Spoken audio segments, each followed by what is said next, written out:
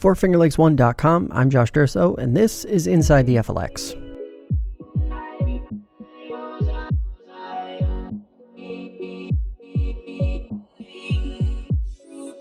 Welcome to part 2 of episode 192. In part 1, you heard from Susan Savageau. In part 2, you're going to hear from Rachel Weil. She's a relatively new face to local politics, even though she has been actively involved and ran for office in the last cycle. She is vying to fill an at-large seat on the Seneca County Board of Supervisors representing the town of Seneca Falls. And in part 1, I explained how the town has 3 representatives at the county level and the relationship between those at-large reps and town supervisor. They have different functions, and both Weil and Savageau are challenging Republican incumbents. Paul Kronewetter and Ralph Lott are running in November's election, and we hope to have them in studio before Election Day as well. In the meantime, though, enjoy my conversation with Rachel Weil, the second Democrat running for one of the 2 at-large seats in the town of Seneca Falls. Okay, so Rachel, thanks for being here. A lot to talk about, a lot going on in Seneca Falls for a community so small. It is a really politically active one. Why are you running for supervisor? Well, the thing I tell people when I'm joking is that I'm doing it because somebody has to. And this is what I mean by it. We have a lot of issues in Seneca Falls and Seneca County. And I believe that county government can play an important role in addressing those issues. But in order for government to do that, we need to actually talk about the issues. We need to have debates. Voters need to be engaged and informed. And so I'm running in order to have the conversation. I think I do have some ideas that are different from the ideas that many people on the Board of Supervisors have, including my opponents. I want to get those ideas out and talk about them. And so my hope is that even if people don't agree with me 100% on everything, they appreciate the fact that I'm trying to talk about the issues and really start a conversation about what county government could be doing.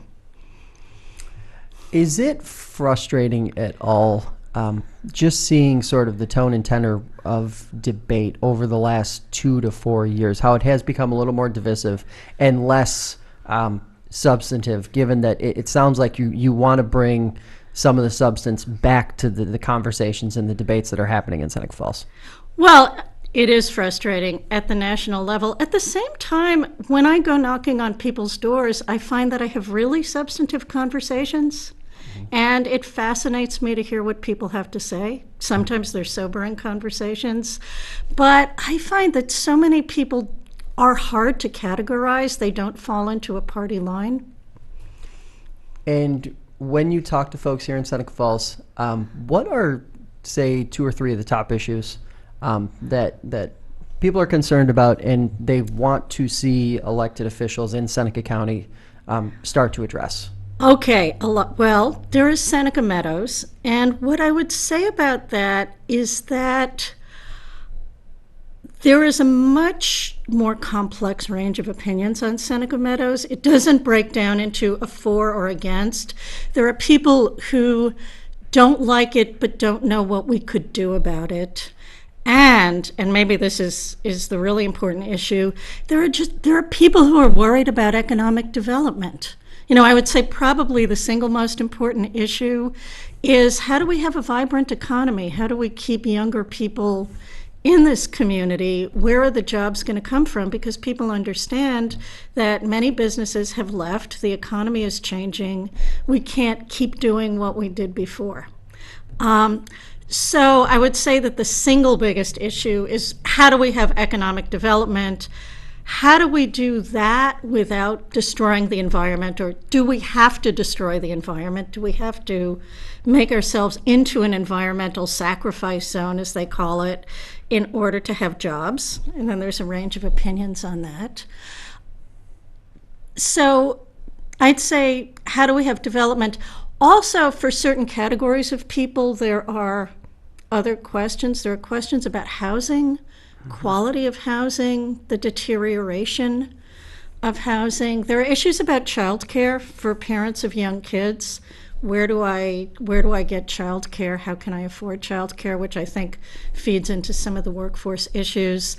And then for people who do work for the county, there are issues of salaries and retention.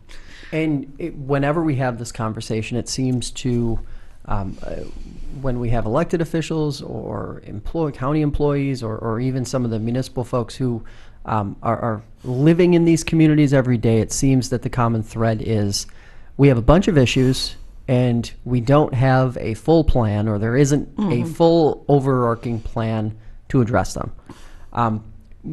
Would that be a priority for you in terms of trying to get the County Board of Supervisors, where you'd be serving, to sort of get on board with something that is a substantive plan that addresses everything, or at least tries to have a conversation about it? Well, I definitely tries to have a conversation. I don't know how comprehensive I can be, but I can talk about my approach. And I call my approach economic development from the ground up. And I distinguish that from economic development from the top down, which I think has been the approach. So, economic development from the top down is basically tax breaks, right? It is trying to attract businesses by giving them pilot agreements, payment in lieu of taxes. Ultimately, those tax breaks are paid for by the taxpayers, and that is a problem with them. My belief is that in order for us to have economic development, Seneca County has to be a place where people want to live and people want to work. And there are many components to that. There's an infrastructure component. I mean, I think everybody at this point agrees we need broadband service, that somehow we have been left behind and that we really need to agitate to get broadband to all parts of the county. A second aspect is we need to straighten out our water and sewer situation. We have a complete mess with the county water and sewer districts. We can go into the weeds a little bit on that more, but that basically it is very hard to start a business here if you don't know who is maintaining, if you don't know whether you will be provided with water and sewer, what part of the cost is your responsibility, how the rates will be calculated, and if you are not confident that, say, the water treatment plants won't be found in violation of DEC codes, because right now we have some water treatment plants that could be incurring fines because they have so many defects. I think things like that make it really hard to attract businesses. So I think we need to straighten out the water and sewer situation.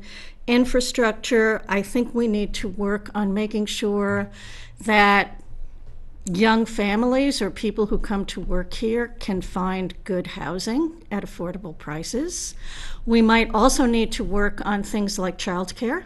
I know that there's been a public-private partnership to get something going between the county and Del Lago. I'm not exactly sure what the status of that is. It's an idea I support, at least in principle, and I'd like to see more of it. Right, because women make up parents make up part of the workforce. So I think we need to make Seneca County an easier place to live in that respect. I also think we need to look at the environment, and that I think is a big line of division.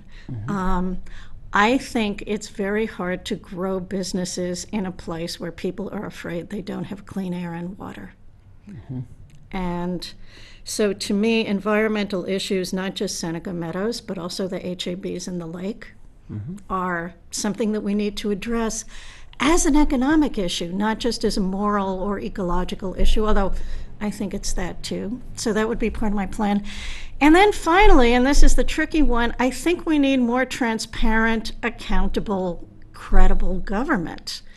We can't really attract investment if people think that the Board of Supervisors has just blown their money on a building that turns out to need a $1 million roof, right? And we had that experience. They bought the Bonadent building and it required a $1 million roof. We've had some interesting events with turnover in county personnel at the top levels, the departure of John Shepard, which I think doesn't do us any good when it comes to attracting businesses. So my overall plan is that we, and finally I should talk about county services. I think that we could have better county services if we paid county workers more. We have a very high turnover rate. That was an issue 2 years ago that prompted me to run. When I talk to people who work for the county, it's still an issue. I've met people who were offered jobs by the county at salaries that they found laughable, and so they didn't go to work for the county. So I feel that it is by addressing those issues, infrastructure, government credibility, environment, housing, education, which I think is good in Seneca Falls, so let's keep it that way, that we actually grow the economy, that we make this an attractive place to invest. And that's very different from just handing out tax breaks or inviting corporate bigwigs to a nice party. And I do want to talk a little bit more about the environmental issues that you pointed out. Do you ever get the sense when you're talking to voters that, right or wrong, maybe the landfill issue in the environmental category is overshadowing some other equally important issues, like you mentioned HABs, obviously the carcinogens at the Seneca Army, the former Seneca Army Depot. Does it create this area where some folks are kind of blind to these other issues that really they should be paying attention to as well? Well, I think we need to pay attention to all the issues.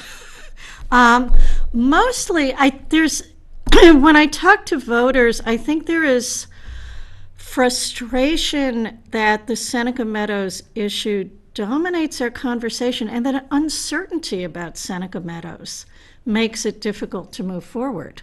Now, you can get certainty in more than one way, right? You can get certainty by being certain that it will depart in 2025, or you can get certainty by being certain that there's nothing we can do about it and it's going to stay forever, which is the feeling of many voters. So I think I agree with you that Seneca Meadows is not the only environmental issue. I do think it's a big one.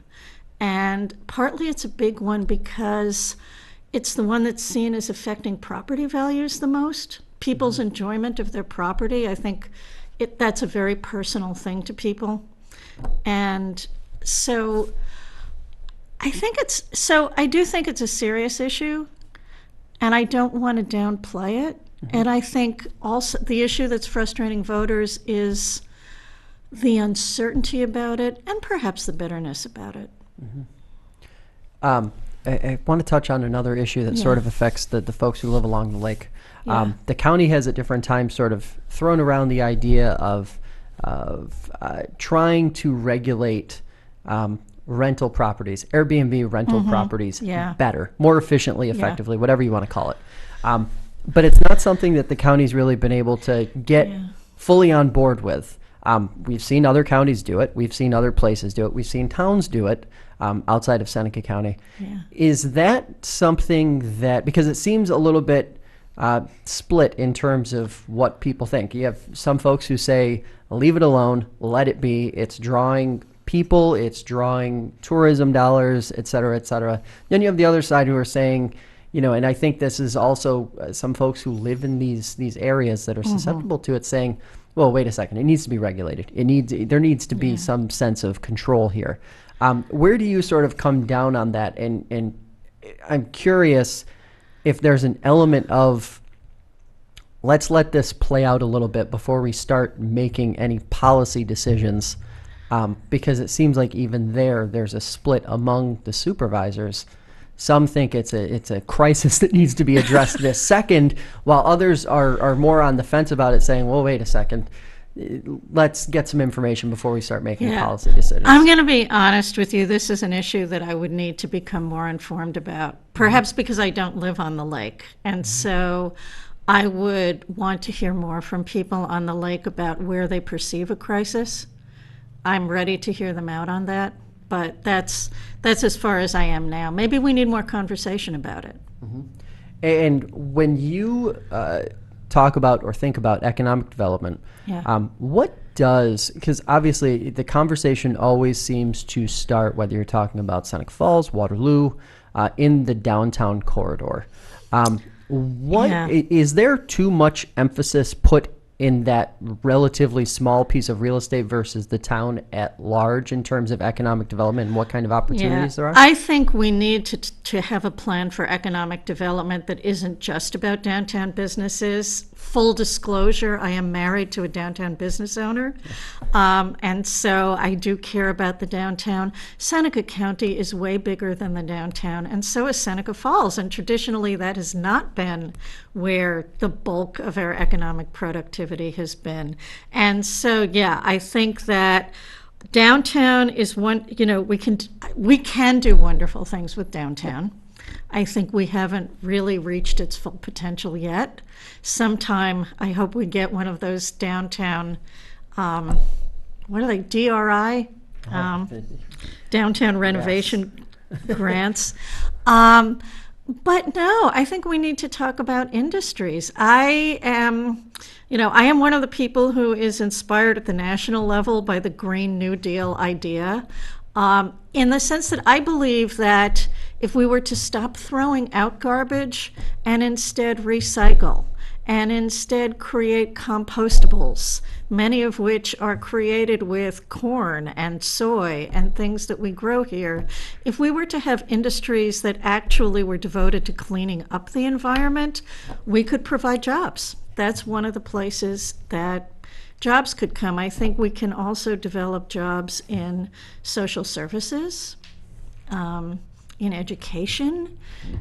We need health workers and mental health workers and counselors and teachers. That's something also, that is also a sector of our economy that I'd like to grow. So I agree with you, an exclusive focus on the charms of downtown is not going to get us the economic development that everybody wants, but it is a piece of it. Mm-hmm. And you mentioned the housing element, the housing challenge, whether you're talking about rental or home ownership. Yeah. One of the interesting things that tends to pop up in most of the conversations I have with folks when they come in is they'll talk about the opportunities in the community, but they won't acknowledge the shortcomings. I mean, when was the last time a housing development was built in Seneca Falls? Right. You have to really, I think, go back to the early 90s or late 80s when that sort of tailed out. What kind of, when you say you want to see the county, and not just in Seneca Falls, but across the county, want to see more focus on improving housing, what are some of the opportunities, or I guess what would be some of the benchmarks along the way, say 2 years from now, where the county and people who live here could say, oh, there was progress made here? Yeah. Well, one thing is that, now we have a land bank and we have a number of properties that have a sign on them that says this is owned by the land bank and it's for sale. I haven't seen those sold yet. I think ideally I would like to see them sold at reasonable prices in good condition to families. I think many people talk about the most positive thing that's happened is the development, I guess it's in Tyre, that Ithaca Neighborhood Housing Services did, which seems to be high quality, affordable housing. And I would like to see some of that. Unfortunately, we also have some very low quality affordable housing here, probably housing that might be in violation of housing codes. I think we need better code enforcement. I think many urban planners talk about how if you want to have subsidized housing or affordable housing, you shouldn't build large housing developments. What you should do is find ways to integrate affordable housing into the community. And finally, I want to bring this up because this is something that a friend who's involved with Seneca Housing talked to me about. We could be doing a lot more with helping people to improve the housing that they have, help with insulation, help adjust housing so that disabled people can stay in their houses, build ramps and things like that. There are grants available for such things. I think we probably need to bring on more people to write those grants. But funneling money to existing homeowners to help them make improvements in their houses is also a piece of this. You mentioned the code enforcement element of the housing, Yeah. And yet at the same time we've seen this debate at the county level and among the supervisors themselves about whether code enforcement is too strict Right. or not strict enough, and it seems to be that there's this in between. There's this gray Yeah. area that I think everyone wants code enforcement to be, but code enforcement is really doing the state's bidding. So what are some of the things that you would like to see, I guess, in terms of good code enforcement, complete code enforcement that, helps businesses, gets them on the right path, and, also addresses the things that you Yeah. mentioned, the issues around housing and low-quality housing? I am not a housing expert, and so I'm not actually in a position to give you that many specifics. What I will say, I especially get upset when I think about children living in houses that are falling apart or that have mold, that might be making people sick, giving them asthma, having vermin, not having enough heat. I think that at a certain point you need to bite the bullet and say children need to live in decent housing. So that's one. The code, there's always an argument about loosening regulations in order to create a more business-friendly climate. There is a fear that landlords will not invest in housing if they feel that they actually have to achieve a certain code. There is a fear that businesses will not come to the community if they're regulated right. It's essentially an anti-regulation argument. And I understand that argument, but I also think that sometimes it is the role of government to make sure that when the health and safety of people is at stake, standards are enforced. And when we talk about standards, one of the items on the environmental side that's popped up over the last 6 months or so is, again, this debate around a solid waste plan, what the county would do if the county would invest in that and move forward with it. Is this something that you think that not just the county would be interested in doing, but from your perspective, have the grit and determination to get it done? Because Right. that seems to be the challenge at this point. Well, there's the scenario where Seneca Meadows closes and the scenario where Seneca Meadows doesn't close, right? If Seneca Meadows closes, or ceases to accept garbage, which is what Local Law 3 in Seneca Falls seems to be aiming at, then not only Seneca Falls, but every county and municipality in 6 states and Canada is going to be scrambling for what to do with their garbage. In which case, we will need to have a solid waste plan that involves very comprehensive recycling and composting, and garbage will have to be handled differently at the statewide and national level. I actually kind of welcome that challenge, but I understand it's daunting to people.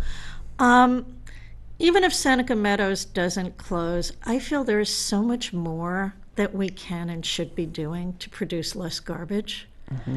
There are countries in the world that don't produce much garbage, right? Sweden, Japan. I know that recycling is possible. Recycling of many things can be done much more cheaply than we do it. Sometimes it requires asking the do you call them the consumers, the producers? It requires asking people to actually sort out different plastics and different kinds of glass, but that would enable us to recycle more cheaply. There are certain kinds of plastic products that we probably need to stop making and selling. We could compost much more effectively. And so if Seneca Meadows closes, then waste management is going to become a huge challenge across the world. And if it doesn't close, I still think that we owe it to ourselves, we owe it to posterity to set an example and do the best we can. So yeah, I would support coming up with a solid waste management plan that has us producing as little garbage as possible. So, and this is one of the last questions I have for you. Fits into sort of all of the categories that we've talked about so far. How does a community like Seneca Falls or the community at large, Seneca County, get and retain young people?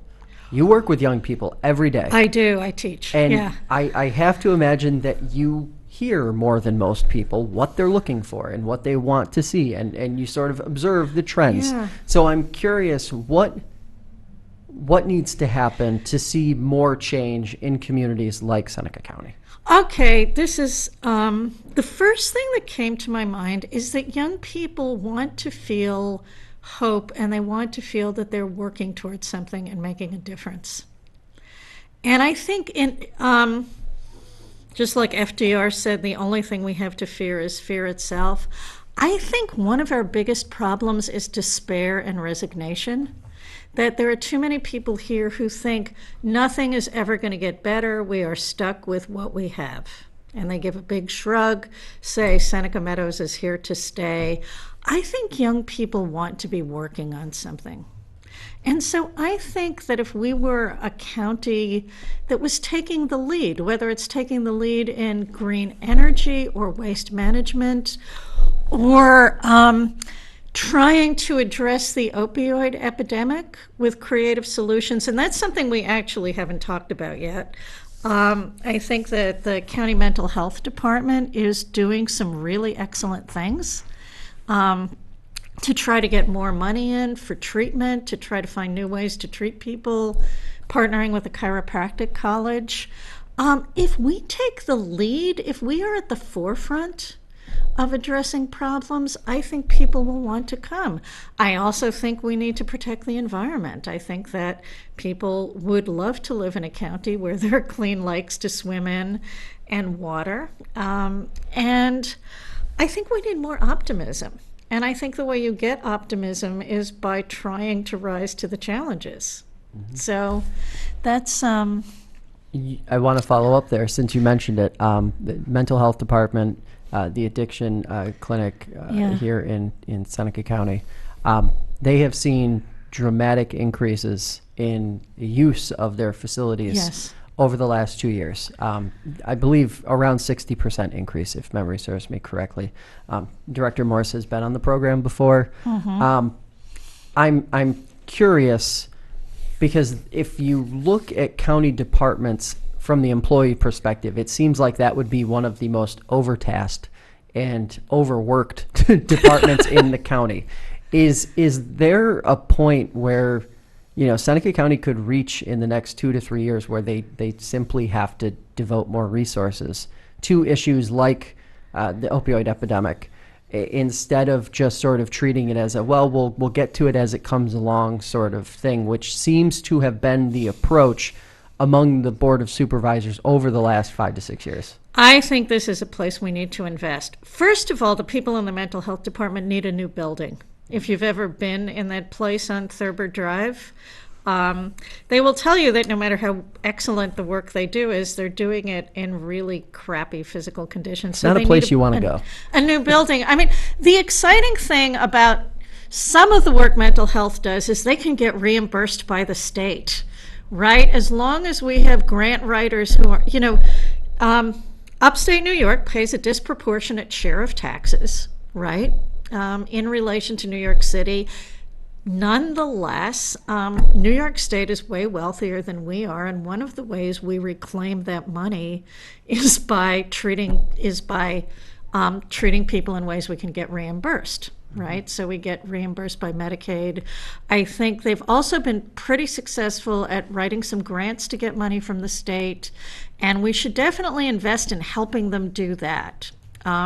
Grant writing is something that people bring up a lot in a lot of different sectors, that if we actually have people writing and managing grants, we end up getting money back from the state that we put into it. But yeah, I think we need to invest. And I think that by investing, first of all, we will create some jobs.